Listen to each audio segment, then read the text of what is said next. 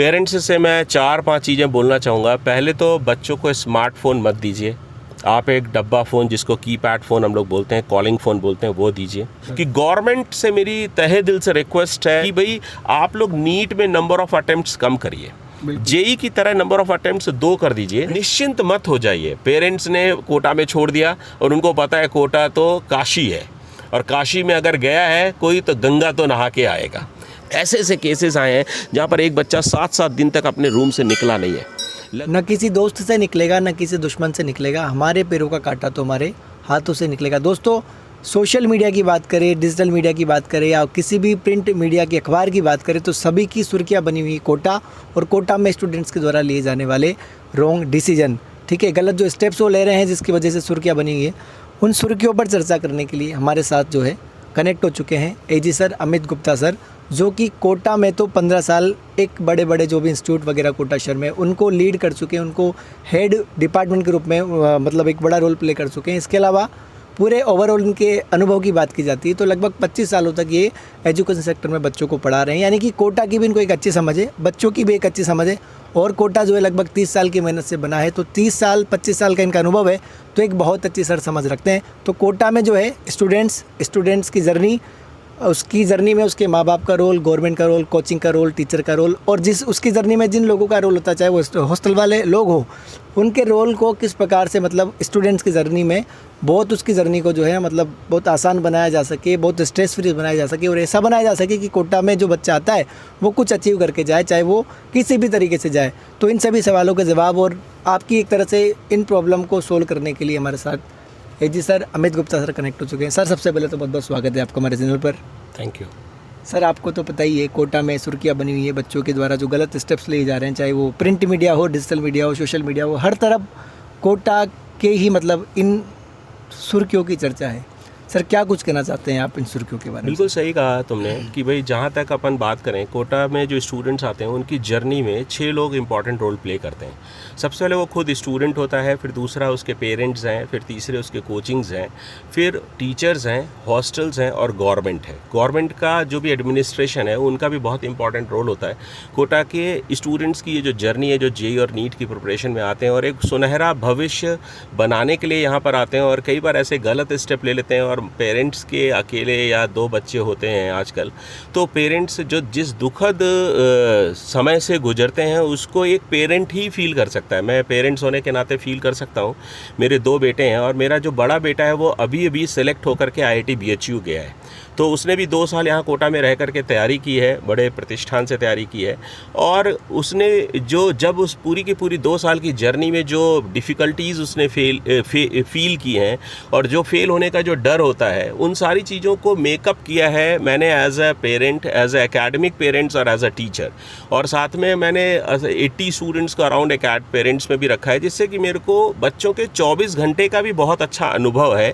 और 1 लाख से ज़्यादा स्टूडेंट्स मैंने पढ़ाए हैं, बड़े बड़े इंस्टीट्यूट्स को हेड किया है, पटना, इंदौर, दिल्ली, कानपुर जैसे जगह पर भी काम किया। तो ऑल ओवर इंडिया में नॉर्थ इंडिया के ही सारे ज़्यादातर बच्चे कोटा में आते हैं, तो नॉर्थ इंडिया का एक अच्छा वास्ट अनुभव है, जिसके बेसिस पे मैं आपको बता सकता हूँ कि बच्चे किस किस तरह की प्रॉब्लम्स में फंसते हैं और उनका क्या क्या सॉल्यूशन हो सकता है।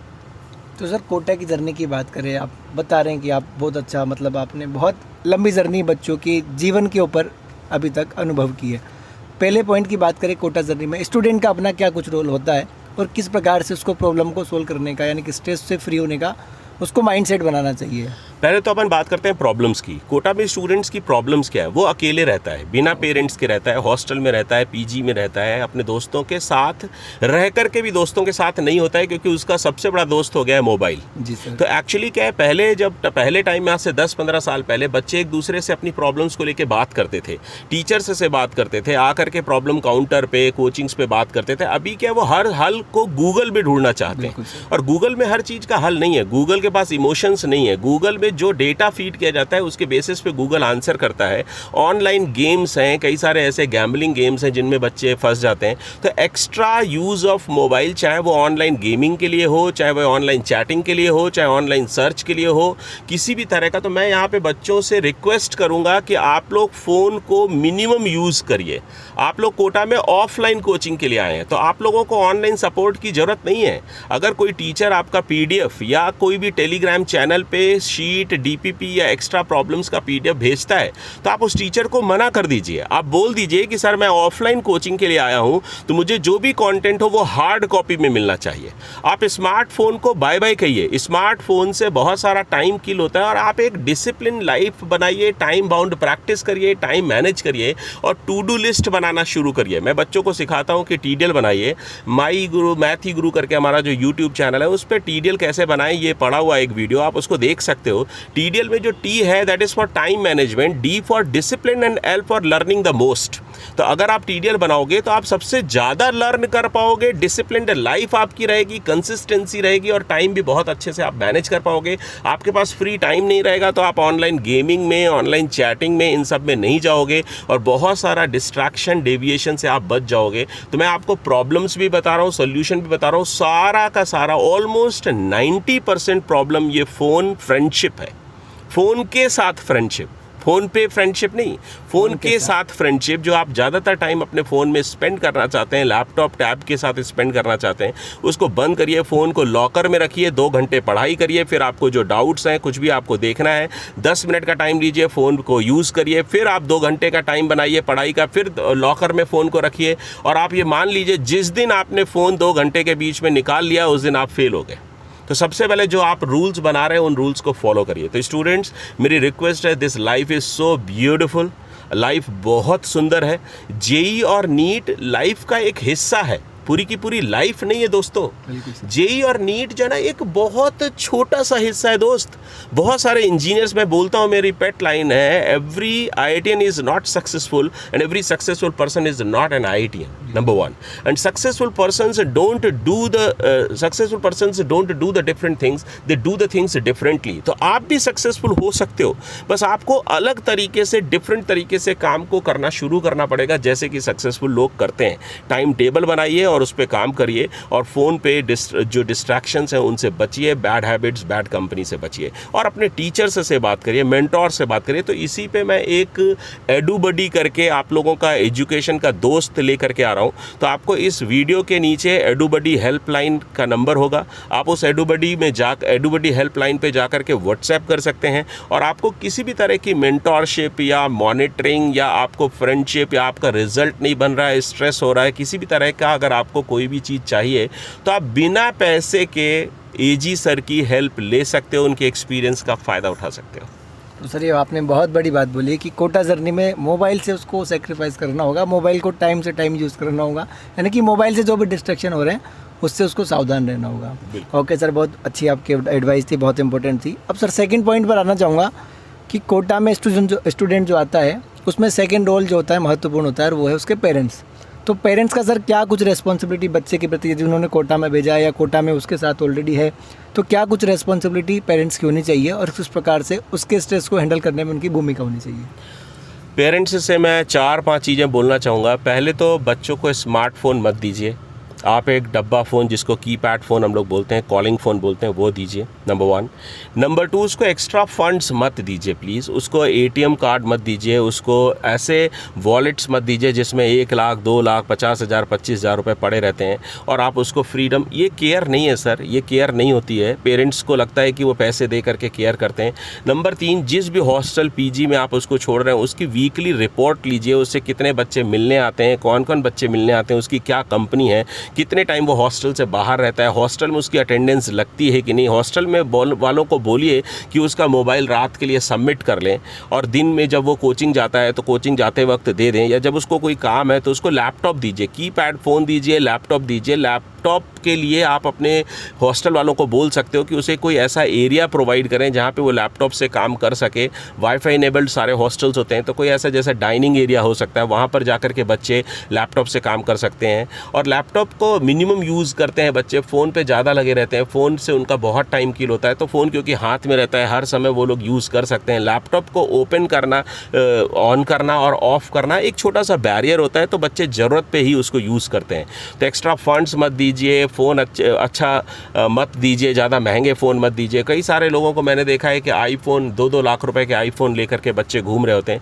ये केयर नहीं है सर, ये आप उसका करियर स्पॉइल कर रहे हैं। कुछ पेरेंट्स को मैंने ऐसे सुना हुआ है कि वो कुछ भी खाए, कुछ भी पिए, कुछ भी करे, बस जेई और नीट क्रैक कर दे। जेई और नीट क्रैक करना मजाक बात नहीं है। अगर कुछ भी करेगा तो जेई क्रैक कैसे करेगा? कुछ भी खाएगा तो हेल्थ बिगाड़ेगा तो जेई क्रैक कैसे करेगा? कुछ भी करेगा तो फिर नीट कैसे क्रैक करेगा? सर, नीट और जेई क्रैक करने के लिए एक डिसिप्लिन्ड लाइफ चाहिए, उसको टाइम मैनेजमेंट सिखाना पड़ेगा। उसके लिए आप अपने हॉस्टल वालों से सीसीटीवी कैमरे की एक्सेस मांगिए। आप अपने हॉस्टल वालों से, जिस भी हॉस्टल में आपका बच्चा रह रहा है, उसको बोलिए कि सीसीटीवी कैमरा लगाए, वाईफाई से उसको कनेक्ट करें और आपको सीसीटीवी कैमरा का एक्सेस दे, जिससे कि आप घर बैठ करके अपने बच्चे की मॉनिटरिंग कर सकें, उसको देख सकें। और उससे कौन मिलने आ रहा है उसकी कंपनी का पूरा लेखा जोखा रखिए। हॉस्टल वालों को बोलिए कि वो उसकी अटेंडेंस लगाएं और वीकली या डेली उसकी अटेंडेंस पोस्ट करें, आपको शेयर करें कि कब वो बच्चा बाहर जाता है, कितने टाइम बच्चा घर पे मतलब हॉस्टल पे रहता है, क्या उसका डेली रूटीन है। इन सब पे वॉच रखिए, क्योंकि एक दिन जब बात बिगड़ जाती है तब आप आकर के किसी को भी भला बुरा कह करके, एक्सक्यूजेस बना करके, दूसरों पर आरोप थोप करके बच नहीं सकते। कोई भी नहीं बच सकता, ना सिस्टम बच सकता है, ना पेरेंट्स बच सकते हैं, ना टीचर्स बच सकते, कोई भी नहीं बच सकता। क्योंकि वो बच्चा जिसने लूज़ किया है या जो बच्चा चला गया है, अब उसकी कौन गारंटी, कौन जिम्मेदारी लेगा?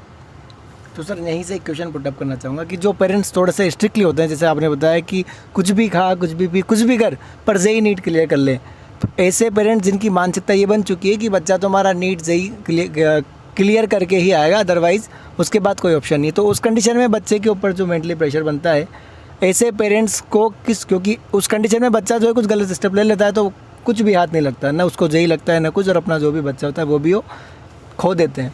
तो ऐसे पेरेंट्स की मानसिकता को सर किस प्रकार से चेंज किया जाना चाहिए? क्या कुछ सजेशन आपका होना? बहुत अच्छा क्वेश्चन है। एक्चुअली हमेशा बच्चे को एक प्लान बी समझा के रखिए। बच्चे को बोलिए तू कोटा जा रहा है, बेस्ट प्लेस पे मैं तुझे भेज रहा हूँ, बेस्ट फैसिलिटीज़ दे रहा हूँ, बेस्ट चीज़ें दे रहा हूँ, लेकिन you are having always a plan B. अगर तू जेई और नीट को क्रैक नहीं कर पाया तो ये तेरा प्लान बी है। क्योंकि जो प्लान ए होता है ना सर, वो होता है बच्चे के पेरेंट्स का, वो होता है बच्चों के टीचर्स का, वो होता है सोशल रेपुटेशन का, वो बहुत सारी रिस्पॉन्सिबिलिटीज़ का प्लान ए होता है। प्लान बी वो होता है जो बच्चा खुद करना चाहता है। तो उससे बोलिए कि तू अगर जेई और नीट क्रैक नहीं कर पाया तो क्या करेगा? वो बताएगा मैं फुटबॉलर बनूंगा, मैं चेस खेलूंगा, मैं सिंगिंग करूंगा, मैं ये करूंगा, मैं वो करूंगा, मैं मतलब अदर सब्जेक्ट से यूपीएससी करूंगा, ऐसे मतलब बहुत सारे और फील्ड्स वो ओपन करेगा। और वो आपको बताएगा अगर आपका प्लान ए है, मेरा प्लान बी है, अगर आपका प्लान फेल हुआ तो I am having this plan B और मैं इसके थ्रू जा करके सक्सेसफुल होकर के दिखाऊंगा। उसको कोई स्ट्रेस नहीं रहेगा दोस्त। प्लान बी हमेशा उसका बना के रखिए और वो उसकी पसंद का बना के रखिए। प्लान ए सबसे आसान है। मैं बच्चों को भी बोलना चाहूँगा, इंजीनियर और डॉक्टर बनना सबसे आसान काम है। अगर कोई और काम आप प्लान बी में करना चाहते हो, उसमें बहुत कंपटीशन है और बहुत डिफ़िकल्ट होता है प्लान बी। लेकिन अगर आपको आसान लगता है या आपका मन माफिक है तो आप प्लान ए पहले अपनी जान लगा दीजिए प्लान ए को पूरा करने में। जान का मतलब अपना पूरा दिल, दिमाग, समय पूरा इन्वेस्ट कर दीजिए। और अगर नहीं होता है कोई बात नहीं, लाइफ इज़ सो ब्यूटिफुल। कौन कहता है सारे इंजीनियर ही सक्सेसफुल है? इंजीनियर तो 50,000 की नौकरी करता है और तो क्या करता है, फिर लाख, 1.5 लाख, 2 लाख, बड़े धीरे धीरे बढ़ता है। आजकल तो यूट्यूब इतनी बढ़िया इंडस्ट्री है ना। यूट्यूब में लोग अपनी बातों को एक्सप्रेस करके, इतने बड़े बड़े यूट्यूबर्स हैं लोग जो आज न्यूज़ चैनल से भी ज़्यादा देखे जाते हैं, न्यूज़ चैनल से ज़्यादा पसंद किए जाते हैं, क्योंकि ये सच को आपके सामने लेकर के आते हैं। ये किसी भी तरह से मॉडिफाइड, डिस्ट्रैक्टेड नहीं है। अभी यूट्यूब चैनल्स पे बहुत सारी चीज़ें आप लोग भी देखते हो। तो मेरे हिसाब से आप अपना प्लान बी पक्का रखिए। पेरेंट्स को बोलना चाहूँगा प्लान बी बना के रखिए। उसको प्रेशराइज मत करिए, उसका डेली रूटीन मैनेज करिए। प्रेशर कब आता है? जब 21 दिन के बाद आप डायरेक्ट टेस्ट के दिन उसको बोलते हैं कि तेरे टेस्ट में नंबर नहीं आए। अरे आप डेली क्यों नहीं बात करते उससे? उसका होमवर्क हो रहा है कि नहीं, उसका वर्क चेक करिए। मैंने बोला ना, सीसीटीवी कैमरा का एक्सेस लीजिए, बच्चे को डेली मॉनिटर करिए। मैंने ऐसे पेरेंट्स देखे हैं जो डेली मॉनिटर करते हैं अपने बच्चों को, थोड़ी थोड़ी देर, आधा घंटा, पौन घंटा बच्चों पे इन्वेस्ट करते हैं, बच्चों को मॉनिटर करते हैं और उनके बच्चे बहुत अच्छा रिजल्ट क्रैक करते हैं। निश्चिंत मत हो जाइए। पेरेंट्स ने कोटा में छोड़ दिया और उनको पता है कोटा तो काशी है, और काशी में अगर गया है कोई तो गंगा तो नहा के आएगा, तो जेई और नीट में सेलेक्ट होके तो आएगा ही आएगा। तो ऐसा मत सोचिए। जेई और नीट में 10 लाख 20 लाख बच्चे अपीयर होते हैं, उनमें से सिलेक्ट सिर्फ 1 लाख बच्चे होते हैं, कहीं 10,000 बच्चे होते हैं, किसी एग्ज़ाम में 20,000 बच्चे होते हैं, तो किसी एग्ज़ाम में 60,000 बच्चे होते हैं। तो इसका मतलब ये है कि बहुत सारे बच्चे फेल होते हैं। तो आपके बच्चे के पास भी ये ऑप्शन हो सकता है कि वो सक्सेसफुल हो भी सकता है, नहीं भी हो सकता है। वो बच्चे फेल नहीं होते हैं, एक्चुअली उस एग्ज़ाम के लिए सेलेक्ट नहीं हो पा रहे हैं, फेल नहीं हो रहे, वो लाइफ में आगे आकर के किसी दूसरी चीज़ पे काम कर लेंगे। इसी में मैं एक और बात ऐड करना चाहूँगा कि गवर्नमेंट से मेरी तहे दिल से रिक्वेस्ट है, चाहे वो पीएमओ ऑफिस नरेंद्र मोदी जी से समझिए, चाहे वो एचआर मिनिस्ट्री हो, चाहे एजुकेशन मिनिस्टर हो, जो भी इन चीज़ों पे डिसीजंस लेते हैं, उनसे मेरी एक तहे दिल से रिक्वेस्ट है हाथ जोड़ के कि भाई आप लोग नीट में नंबर ऑफ़ अटेम्प्ट्स कम करिए, जेई की तरह नंबर ऑफ अटेम्प्ट्स 2 कर दीजिए, जिससे कि 4-5 अटेम्प्ट के चक्कर में पेरेंट्स के ऊपर इकोनॉमिक बर्डन भी आता है, उनके ऊपर बहुत बर्डन आ जाता है। वो बर्डन डायरेक्ट ट्रांसफर होता है स्टूडेंट पर।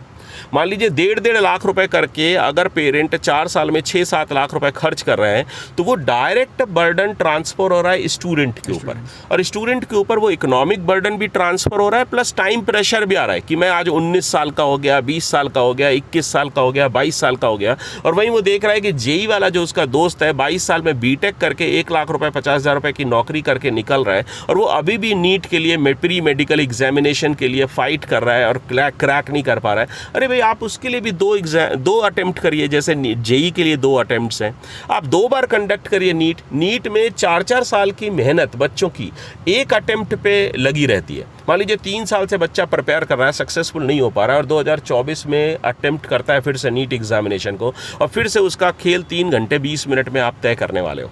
तो आप उसके लिए भी 2 अटेम्प्ट करिए, जैसे आपने जेई मेंस के लिए कर रखे हैं, ऐसे नीट के लिए 2 अटेम्प्ट करिए 2-3 महीने के गैप पे। उसको 2 चांस मिलने चाहिए। कभी बच्चा बीमार हो जाता है, कभी बच्चा डिस्ट्रैक्ट, मान लीजिए सही मेंटल हालात में नहीं है, डीमोटिवेटेड हो गया है, थोड़ा सा मज़ा नहीं आ रहा है उसको एग्ज़ाम देने में, तो कम से कम 1 बार अटेम्प्ट होकर दूसरे में और अच्छे से काम कर सकता है। तो नंबर ऑफ़ अटेम्प्ट्स कम करिए और साल में 2 बार एग्ज़ाम कंडक्ट करिए, ये मेरी तहे दिल से रिक्वेस्ट है। तो एजी सर ने स्टूडेंट्स की रिस्पॉन्सिबिलिटी, पेरेंट्स की रिस्पॉन्सिबिलिटी और गवर्नमेंट की कुछ जिम्मेदारियां जो होती है वो बताने की कोशिश की। लेकिन गवर्नमेंट का क्या रोल होता है कोटा जर्नी में, स्टूडेंट्स के बारे में बात की जाती है। इसके अलावा कोचिंग इंस्टीट्यूट का क्या होता है, टीचर का क्या होता है, और साथ ही साथ हॉस्टल वालों का क्या रोल होता है, इन सारे टॉपिक्स पर बात करेंगे। कोटा के सबसे फेमस जो एक तरह से पॉपुलर टेंपल की बात करते हैं तो खड़े गणेश जी का मंदिर आता है, और आज है बुधवार तो वहाँ पर हम चलते हैं। बच्चों के लिए विश भी मांगेंगे और बाकी जो टॉपिक बचे हुए हैं 4 पॉइंट्स उस पर भी सर का डिस्कस लेंगे, ताकि क्योंकि सर की जो गाइडेंस है काफ़ी इंपॉर्टेंट है, और सर जिस प्रकार से बता रहे हैं बहुत इंपॉर्टेंट आज का सेशन होने वाला है। और जाते जाते यही कहूँगा कि यदि आप स्टूडेंट हैं, आप इस वीडियो को देख रहे हैं, तो आपको तो देखना ही है, साथ में अपने पेरेंट्स को भी शेयर करना है, और अपने दोस्त के पेरेंट्स को भी शेयर करना है, अपने दोस्त को भी शेयर करना है। बहुत इंपॉर्टेंट सेशन है और बहुत लंबा जरूर हो सकता है, लेकिन बहुत काम का होने वाला है। चलते हैं सर फिर आगे। Right, okay.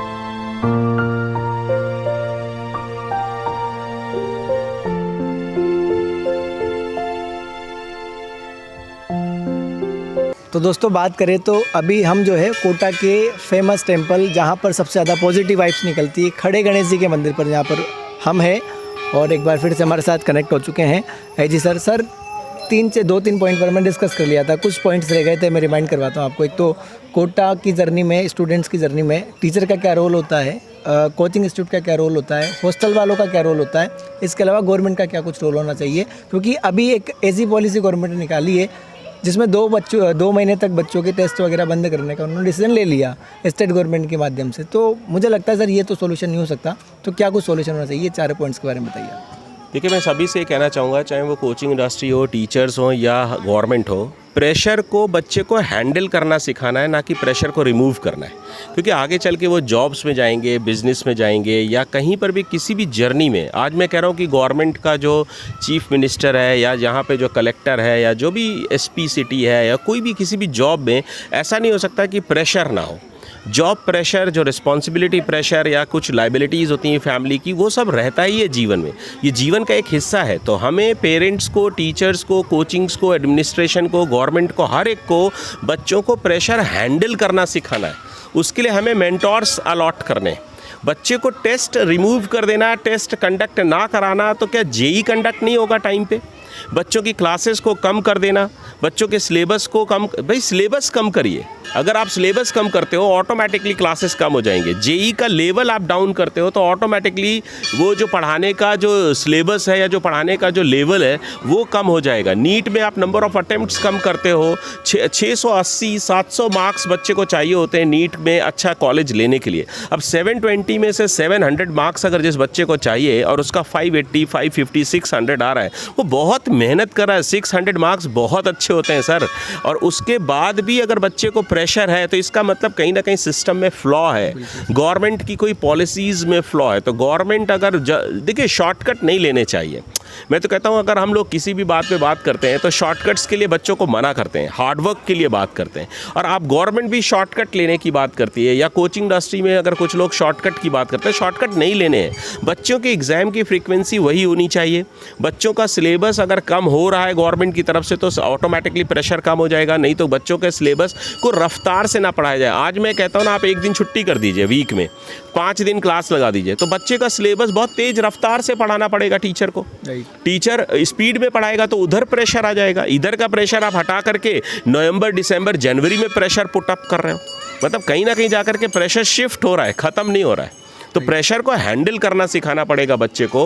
मॉडरेट लेवल के क्वेश्चंस बनाइए। टीचर्स को मैं रिक्वेस्ट करूंगा, जो नीट का सिलेबस है या जो नीट का पैटर्न है उसी पैटर्न पे क्वेश्चंस बनाइए। नीट में जेई के क्वेश्चंस मत डालिए, जेई मेन में जेई एडवांस के क्वेश्चंस मत डालिए, जेई एडवांस में इररिलेवेंट क्वेश्चंस मत डालिए। ऑटोमेटिकली प्रेशर रिलीज हो जाएगा। और गवर्नमेंट को सिर्फ पॉलिसीज़ में इतना सा करना चाहिए कि भाई नीट के अटेम्प्ट्स कम करिए, बच्चों के टेस्ट का जो फ्रीक्वेंसी है वो ज़्यादा करिए, कम करने की बजाय। जैसे अगर मान लीजिए 21 डेज़ में सिलेबस ज़्यादा हो जाता है तो बच्चे को 21 दिन का सिलेबस कवर करना पड़ता है, जिससे कि उसको प्रेशर रहता है। हर हफ्ते टेस्ट करिए, छोटे टेस्ट करिए, 3 घंटे की जगह 1 घंटे का टेस्ट करिए।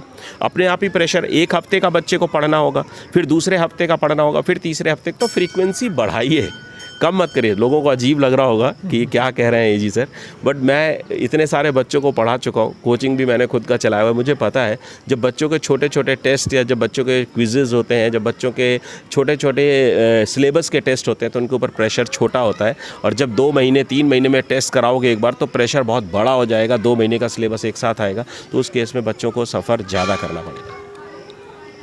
तो सर ये तो आपने टीचर की रिस्पॉन्सिबिलिटी कोचिंग की बता दी और इसके साथ में गवर्नमेंट की बता दी।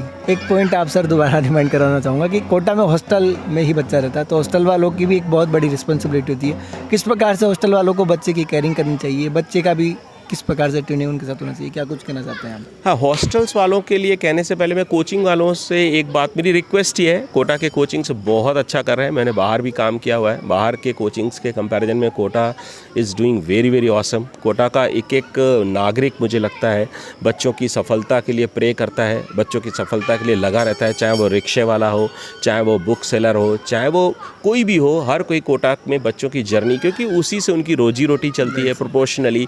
यहाँ वहाँ इसका जो कोटा की इकोनॉमी है वो बच्चों की फ़ीस और इन सब से ही चलती है, तो इसलिए हर कोई लगा हुआ है। तो कोचिंग वालों से मेरी एक रिक्वेस्ट है कि भाई आप लोग बच्चों के बैच साइज़ को कम करिए।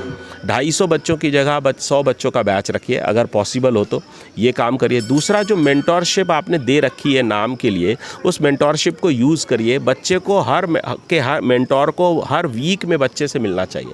एवरी वीक वो अपने जो मेंटी जो है उनसे मिलें, तो उसके बाद बच्चे के जो प्रॉब्लम्स हैं वो जान पाएंगे। प्लस उसका वर्क चेक होना चाहिए, होमवर्क और क्लास वर्क चेक होना चाहिए। मेंटोर्स को उनका वाइबा लेना चाहिए कि वो सब्जेक्ट लर्न कर रहे हैं कि नहीं। अगर उनसे कोई पूछने लग जाएगा कि 3 दिन में उन्होंने क्या पढ़ा, वॉक चेक करने लग जाएगा, तो ऑटोमेटिकली बच्चों के ऊपर प्रेशर नहीं आएगा। इसको प्रेशर नहीं बोलते हैं, उनका डेली रूटीन सुधर जाएगा। वो फ़ोन पे कम जा पाएंगे, वो टाइम वेस्ट कम कर पाएंगे, वो पढ़ाई ज़्यादा करेंगे, क्योंकि उनको किसी को आंसर करना है कि उन्होंने क्या पढ़ा है। और हॉस्टल वालों के लिए मैं बात करूं तो हॉस्टल वालों को 4 चीज़ों का ध्यान रखना चाहिए। बच्चा कब आ रहा है, कब जा रहा है, उसकी अटेंडेंस होनी चाहिए। और पेरेंट्स की ये रिस्पॉन्सिबिलिटी है कि वो बच्चों के मेंटोर्स से वीकली बात करें, और हॉस्टल ओनर्स या पीजी वालों से वीकली उनसे रिपोर्ट लें कि कितने बच्चे उनसे मिल करके गए हैं, किस किस टाइम पे बच्चा उनका बाहर जाता है। तो हॉस्टल वालों के पास जब अटेंडेंस होगी तभी वो पेरेंट्स को रिपोर्ट कर पाएंगे, नंबर 1। नंबर 2, बच्चों का मोबाइल फ्री टाइम पे ले लें। रात को 10 बजे से लेकर के मॉर्निंग में 6 बजे तक बच्चे को मोबाइल नहीं मिलना चाहिए, जिससे कि वो आराम से सो सके।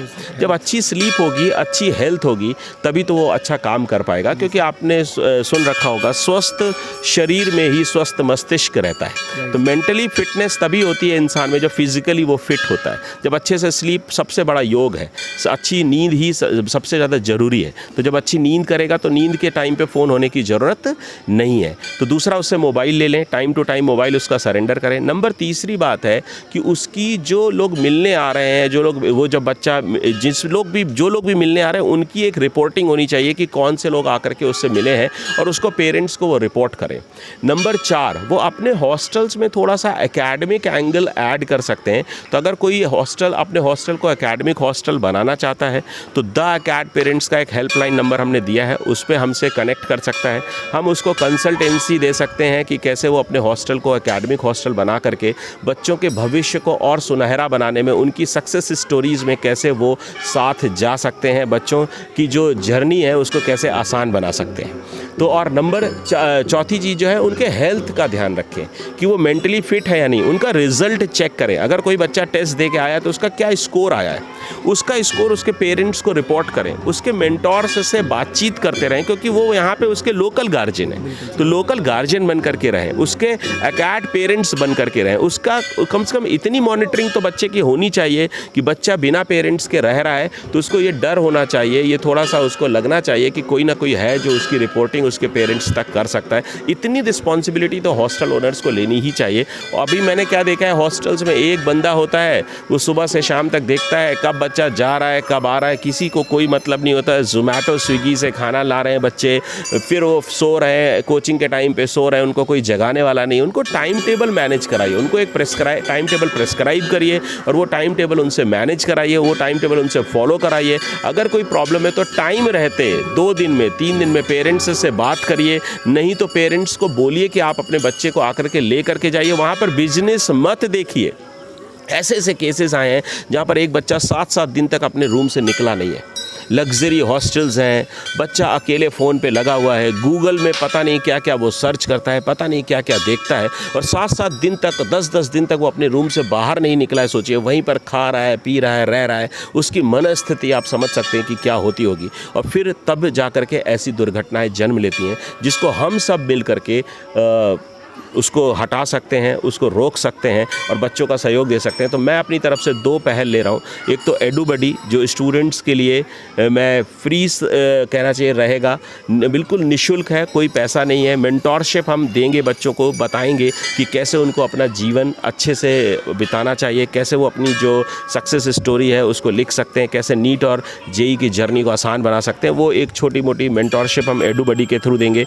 किसी भी तरह की कोई भी समस्या बच्चों को है तो वो मेरे से कनेक्ट कर सकते हैं एडुबडी के थ्रू। और द अकेड पेरेंट्स करके एक हेल्पलाइन नंबर है जिसमें हॉस्टल्स और पेरेंट्स कनेक्ट कर सकते हैं। तो पेरेंट्स ये जाने कि वो कैसे पेरेंट्स से एकेडमिक पेरेंट्स बन सकते हैं, कैसे अपने बच्चों की केयर कर सकते हैं दूर रहते हुए भी, अपने घर पर रहते हुए भी। और हॉस्टल्स ये जाने कि कैसे वो आगे चल करके अपने हॉस्टल को एकेडमिक हॉस्टल में कन्वर्ट कर सकते हैं और बच्चों की जो सक्सेस स्टोरी है उसमें साथ दे सकते हैं, उसके पैरेलली जा सकते हैं। तो ये है एजी सर की बहुत अच्छी गाइडेंस जो आपकी कोटा जर्नी को बहुत ही ब्यूटीफुल बना सकती है, स्ट्रेस फ्री बना सकती है और आपको ये एहसास दिला सकती है कि कोटा में यदि आप जेईई नीट की प्रिपरेशन करने के लिए आए हैं तो आपका जेईई या नीट क्लियर हो नहीं हो, लेकिन आप जीवन में कुछ ना कुछ अच्छा ऐसा करेंगे जिससे कि आपके मन को संतुष्टि मिलेगी, यानी कि एक अच्छे आप इंसान बन के कोटा की जर्नी से सीख कर चले जाएंगे। Thank you so much sir. And I hope कि ये जो वीडियो है वो सभी बच्चे देखेंगे और उनके पेरेंट्स को भी शेयर करेंगे, अपने दोस्तों के पेरेंट्स को भी शेयर करेंगे, ताकि पेरेंट्स की मानसिकता बदलना भी कोटा की जर्नी में बहुत इंपॉर्टेंट चीज़ है। सारे बच्चों को एक बार मेरी तरफ से ऑल द बेस्ट। जीते रहिए, लगे रहिए, पढ़ते रहिए, लेकिन प्रेशर बिल्कुल मत लीजिए। Stress free secure success path ढूंढिए, स्ट्रेस फ्री रहिए। स्ट्रेस फ्री का मतलब ये नहीं होता है कि स्ट्रेस आपके आसपास से फ्री हो जाएगी, नहीं। स्ट्रेस फ्री एटमॉस्फेयर आपको कभी नहीं मिलेगा। स्ट्रेस फ्री होना आपके मेंटल स्टेट है, तो स्ट्रेस को हैंडल करना सीखिए। स्ट्रेस को कैसे रिमूव करना होता है, भाई 2 मिनट के लिए स्ट्रेस आई, उसको कैसे अपन ने रिमूव करना है। चिंता मत करिए, चिंतन करिए। तो चिंतन करके आप अपनी स्ट्रेस, अपनी चिंता को रिमूव कर सकते हैं और बहुत मज़े से अपनी लाइफ जी सकते हैं। प्लान बी बना के रखिए। प्लान ए नहीं भी हुआ तो कोई बात नहीं, प्लान बी से भी आप बहुत बड़े आदमी बन सकते हैं, बिलियनियर मिलियनियर बन सकते हैं। भगवान का आशीर्वाद आपके साथ है। हम लोग मंदिर इसीलिए आए हैं कि आपके सुनहरे भविष्य के लिए और सुनहरे स्वास्थ्य के लिए कामना कर सके, और ऐसा आशा करता हूँ कि भगवान हमारी मनोकामना पूरी करेगा और आप लोग सब लाइफ में बहुत सक्सेसफुल होंगे और हेल्दी रहेंगे, हैप्पी रहेंगे। मैं भी जाते जाते यही कहना चाहूँगा सर के अकॉर्डिंग कि प्लान बी लेकर चलिए, चिंता की जगह चिंतन करिए, स्वस्थ रहिए, मस्त रहिए और कोटा की जर्नी को एक शानदार जर्नी के अनुभव के रूप में लेकर जाइए। Thank you so much sir, all the best.